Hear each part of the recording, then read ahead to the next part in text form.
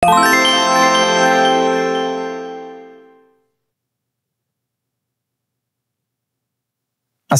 আলাইকুম ওয়া রাহমাতুল্লাহি ওয়া বারাকাতুহু। হিউম্যান বডির সবচেয়ে গুরুত্বপূর্ণ পার্ট হচ্ছে ব্রেন। কেননা এই ব্রেনের মাধ্যমে মানুষ তার সকল কার্যক্রম সম্পাদন করে থাকে। এই ব্রেন যদি না থাকতো তাহলে আমরা হয়তো আমাদের জীবনের কোনো কাজ করতেই পারতাম না। কেননা মানুষের ফুল বডির সকল অঙ্গ প্রত্যঙ্গের সাথে ব্রেনের সংযুক্তি রয়েছে। ব্রেনের কমান্ডের মাধ্যমেই আমরা সকল কার্যক্রম সম্পাদন করে থাকি। আর এই ব্রেন, এই মস্তিষ্ক যে আল্লাহ তাআলার কত বড় নিয়ামত, সেটা হয়তো আজীবন শুকরিয়া আদায় করে গেলেও শুকরিয়া আদায় করা শেষ হবে না। আর এই ব্রেনেরই দুইটি পার্ট রয়েছে, কনসিয়াস মাইন্ড আর সাবকনসিয়াস মাইন্ড। এই দুটি জিনিস মূলত কি, এ নিয়ে আমাদের চ্যানেলে অলরেডি একটি ভিডিও রয়েছে। ভিডিওর লিংক ইনশাআল্লাহ আমি ডেসক্রিপশন বক্সে দিয়ে রাখবো, আপনারা যারা চান সেখান থেকে দেখে নিতে পারেন। কনসিয়াস মাইন্ড হলো ব্রেনের সেই অংশ যা দ্বারা আমরা চিন্তা করি, সিদ্ধান্ত নেই ইত্যাদি কাজগুলো সমাধান করে থাকি। আর সাবকনসিয়াস মাইন্ড ব্রেনের এমন একটি শক্তিশালী পার্ট যেটি আমাদের আত্মবিশ্বাস, ভয়, ভীতি, আমাদের যে সমস্ত অভ্যাস রয়েছে এই সব কিছুকে কন্ট্রোল করে থাকে। এখন প্রশ্ন হলো, আমরা যদি আমাদের জীবনের কোনো গুরুত্বপূর্ণ বিষয় অথবা কোনো গুরুত্বপূর্ণ শিক্ষাকে যদি আমাদের কনসিয়াস মাইন্ডে পরিপূর্ণভাবে স্থায়ীভাবে অ্যাক্টিভ করতে চাই তাহলে আমাদের করণীয় কি? তো এ নিয়ে আজকের আলোচনা। আশা করছি ভিডিওটি স্কিপ না করে পরিপূর্ণ দেখার চেষ্টা করবেন।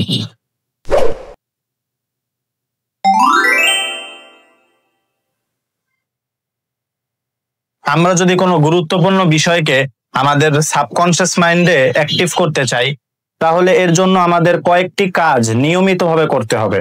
তার মধ্যে থেকে প্রথম কাজটি হলো রেপিটেশন, অর্থাৎ পুনরাবৃত্তি। কেননা যদি কোনো কাজ, গুরুত্বপূর্ণ কোনো একটি বিষয় যদি নিয়মিত লাগাতার করতে থাকা হয়, লাগাতার ভাবে সেটা যদি চালু রাখা হয়, তাহলে আস্তে আস্তে সাবকনসিয়াস মাইন্ড সেটাকে সত্যি হিসেবে মেনে নেয় এবং ওই জিনিসটা সাবকনসিয়াস মাইন্ডে স্থায়ীভাবে অ্যাক্টিভ হওয়ার ক্ষেত্রে খুবই উপযোগী হয়ে ওঠে। 2 নাম্বার, সুবহে সাদিক এবং ঘুমের পূর্ব মুহূর্তের সময়। কেননা এই সময়টাতে ব্রেন সবচেয়ে বেশি অ্যাক্টিভ থাকে। আর এই সময়তে আপনি যত কঠিন থেকে কঠিন বিষয় আয়ত্ত করার চেষ্টা করুন না কেন, সাবকনসিয়াস মাইন্ড খুব সহজে সেই বিষয়টিকে ক্যাপচার করে নিতে পারে। আর 3 নাম্বারে রয়েছে ভিজুয়ালাইজেশন, অর্থাৎ কল্পনা করা। আপনি যখনই অবসর সময় পান না কেন তখনই ওই গুরুত্বপূর্ণ বিষয়টাকে মনে মনে চোখ বন্ধ করে কল্পনা করবেন। কেননা এই কল্পনা করার মাধ্যমে আমাদের ব্রেনে ওই জিনিসটা বসার ক্ষেত্রে খুবই উপযোগী হয়ে থাকে। 4 নাম্বারে রয়েছে অ্যাফার্মেশন, অর্থাৎ পজিটিভ কথা বলা। আপনি যে কোনো পরিস্থিতিতে থাকুন না কেন নিজের ব্রেনকে সর্বদা পজিটিভ কথাগুলো বলবেন, ভালো বিষয়গুলো উপলব্ধ করাবেন, খারাপ বিষয়গুলো, নেগেটিভ বিষয়গুলো থেকে নিজের ব্রেনকে সবসময় দূরে রাখার চেষ্টা করবেন। আর 5 নম্বরে যে বিষয়টি আসে সেটি হলো চেঞ্জ অফ এনভায়রনমেন্ট, অর্থাৎ পরিবেশ বদলানো। খারাপ পরিবেশ, খারাপ বন্ধু বান্ধব ইত্যাদি খারাপ যে সমস্ত বিষয় রয়েছে এগুলো থেকে সবসময় নিজের ব্রেনকে দূরে রাখবেন। কেননা এই খারাপ বিষয়গুলো আপনার ব্রেনের উপর খুব নেগেটিভ এফেক্ট ফেলে, যার ফলে আপনার ব্রেন কোনো কিছু ক্যাচ করতে অক্ষম হয়ে যায়। আর এর সাথে সাথে যে বিষয়টি খুব গুরুত্বের সাথে করা দরকার সেটি হলো আমরা নিজেরা নিজেদের সময় দেওয়া। এই বিষয়টি থেকে আমরা খুবই গাফেলতির মধ্যে রয়েছে। কেননা আমরা একদম আমাদের নিজেদেরকে সময় দেই না। যখনই আপনি সময় পাবেন নিজেকে সময় দেবেন, নিজেকে নিয়ে ভাববেন আপনি কি করতে চান, আপনি কি করছেন, আপনি কি করবেন, এই সমস্ত বিষয়গুলো নিয়ে চিন্তা ভাবনা করবেন।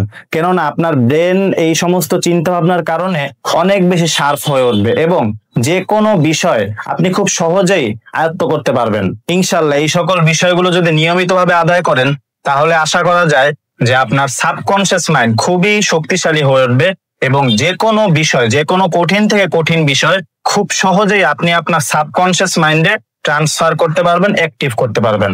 আল্লাহ তাআলা আমাদের উক্ত বিষয়গুলোর উপর সঠিকভাবে আমল করার তৌফিক দান করুন, আমিন। ভিডিওটি ভালো লেগে থাকলে শেয়ার করে দিবেন আর চ্যানেলটি সাবস্ক্রাইব করে আমাদের পাশে থাকবেন যাতে করে এরকম গুরুত্বপূর্ণ ভিডিওগুলো আপনাদের সামনে নিয়ে আসতে পারি। তো দেখা হচ্ছে পরবর্তী ভিডিওতে। সে পর্যন্ত সবাই ভালো থাকবেন, সুস্থ থাকবেন। আল্লাহ হাফেজ।